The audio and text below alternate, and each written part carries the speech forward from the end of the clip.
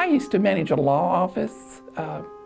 I had 2 lawyers that I worked for and then several support people. My husband worked for Ben Hogan Company for 27 years and the place closed down. Then he went to work for another company, but he was losing his mobility and he couldn't climb stairs and couldn't carry things. And then it just got to where he couldn't work. But he lost the health insurance in '92. That was also the year I was diagnosed with COPD and went on oxygen. So we paid our own medical bills, and that will dwindle your money pretty quick. I had a heart attack in '98, and that pretty well wiped us out. And so, you know, we made it just, you know, month by month by month. And then when Kenneth lost the second job, there was no savings left. We had gone through everything. I mean, I sold my mother's silver, Kenneth's mother's wedding ring, our house, everything that I thought was of real value, almost everything we had to let go.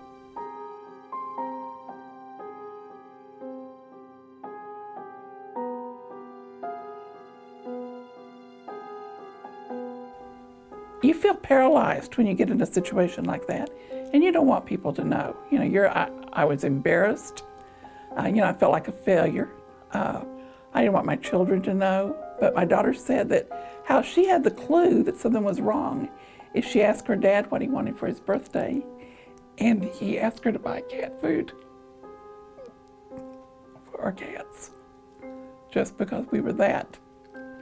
I'm a good planner. I mean, I can stretch $1 and my grocery bills, but that was something that that's what he asked for, was cat food. My daughter called 211 and she made a list of places to contact, like, because I hadn't filed for Social Security.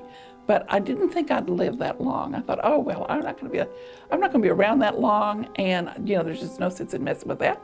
And Kenneth was learning to live it, and there wasn't any sense in me, you know, going on the government. My daughter was 14, and I thought I'll never see her graduate from high school, and she's 33. And I'm very thankful.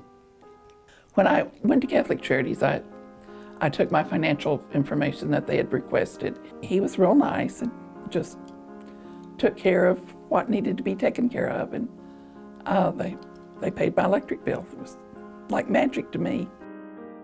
A lot of people might not think that one-time assistance is that much help, but it really was, and I realized that I could get help, and it helped us tide over to where we could get out from under the house, and it made a lot of difference for us. After my daughter helped us get in touch with Catholic Charities and how they helped us, she was not satisfied with the job she had. She wanted to make a career change, and so she got in contact with Catholic Charities and has gone to work for them and really enjoys it. I think she's the most wonderful person in the world, and I just can't imagine. I can't imagine not having her. She's just been such a joy to us. She always has been. As a little kid. Now I keep my 2 grandchildren, my daughter's children, so she can go to work each day. We have the joy of having them, and we make it easier for her to be able to go to Catholic Charities and work each day. And we think we're the ones that benefit from that the most. We're content. I think that's the best thing I could say, and it has taught me that, to be content with what I have and to be thankful for what I have. Thankful that I've got my children, thankful that I've got my mate, thankful that I have my grandchildren, you know. There's people that have all kinds of money that don't have that.